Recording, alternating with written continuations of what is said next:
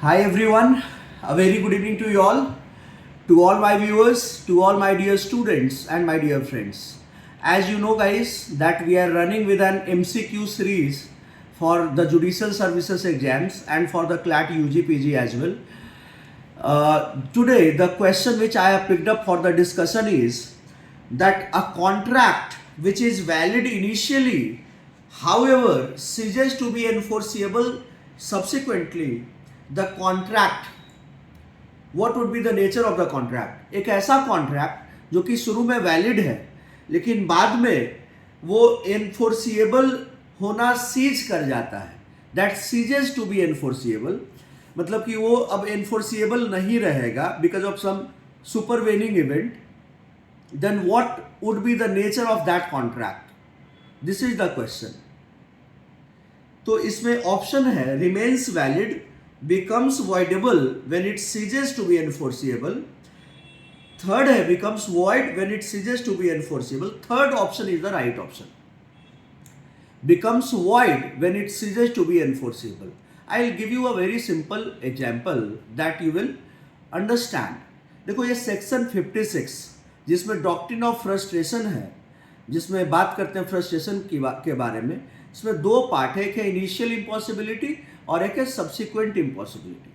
तो subsequent impossibility में वही है कि शुरू में कोई चीज़ वैलिड है लेकिन बाद में because of some supervening event that can not take place, that can not take place. एक ए की बी से शादी होने वाली थी, पहले में कॉन्ट्रैक्ट बिल्कुल वैलिड था, एकदम वैलिड था, लेकिन शादी के पहले लड़के या लड़की को पागलपन हो गया, started suffering from unsoundness of mind. तो ये जो कॉन्ट्रैक्ट है it became void. It became void. It was not void. It was a valid contract. देखो कॉन्ट्रैक्ट इज void कभी नहीं हो सकता. बहुत बार सवाल पूछे गए और लोग कंफ्यूज होते हैं इसमें, पढ़ाने वाले भी कंफ्यूज होते हैं, लेकिन कॉन्ट्रैक्ट इज void कभी नहीं होता. ये सेंटेंस ही गलत है. कॉन्ट्रैक्ट इज ईदर वैलिड और contract becomes void. Contract is valid, contract is void नहीं हो सकता. कॉन्ट्रैक्ट अगर वॉइड है तो कॉन्ट्रैक्ट बनेगा ही नहीं, वो वैलिड होगा ही नहीं, कॉन्ट्रैक्ट इज नॉट वैलिड हो जाएगा.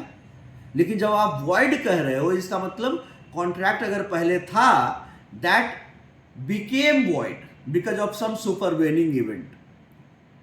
शादी होने के लिए हमने चावल सप्लाई करने का बोला था, चावल सप्लाई करूंगा, ये वैलिड था, लेकिन शादी के 2 दिन पहले इतनी मूसलाधार बारिश होगी कि पूरा शहर ही भीग गया, पूरा शहर डूब गया, पूरा शहर में मतलब कि that was one of the heaviest rainfall in the city, पूरा शहर डूब गया.